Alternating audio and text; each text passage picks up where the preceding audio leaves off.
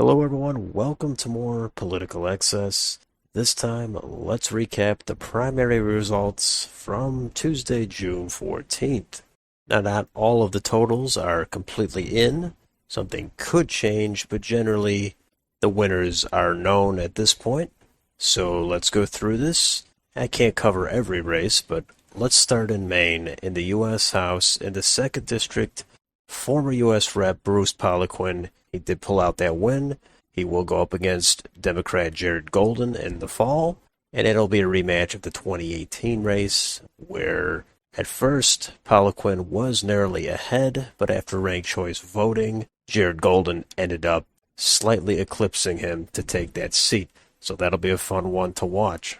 On to the governor's race for Maine, and that of course was already set up as Janet Mills was unopposed and former Governor Paul LePage was unopposed. So that will be a matchup between the current governor and a former governor.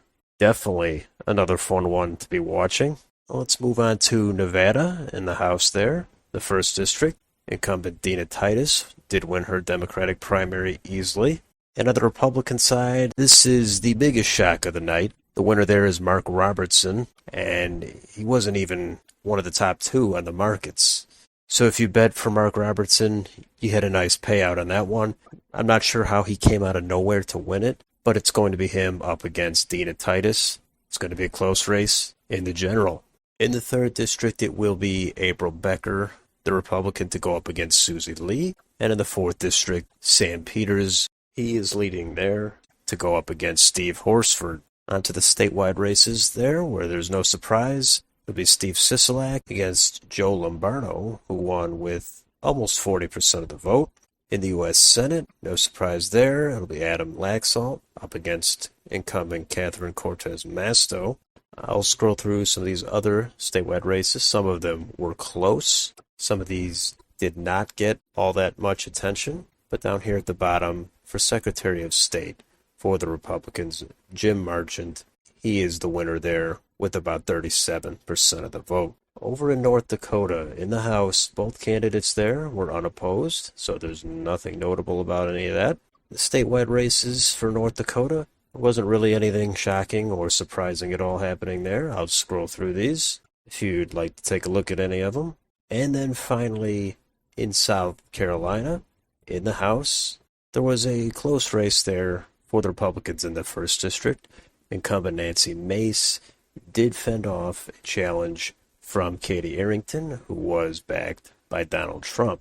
And then we scroll all the way down here to the 7th District. That is another potential upset where incumbent Tom Rice, who did vote to impeach Donald Trump, he did lose his primary to Russell Fry.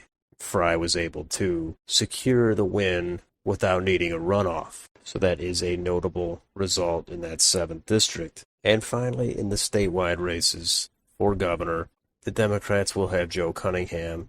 He didn't walk away with it, but he did win fairly easily by about 25 points over a more progressive challenger. He will go on to face Henry McMaster.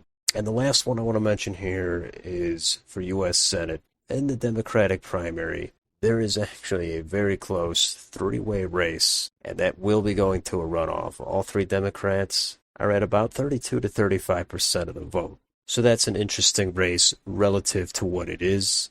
But in the fall, I don't think it'll really matter, as Tim Scott, the Republican, he should easily win this race. So anyway, that's a quick recap of the primaries.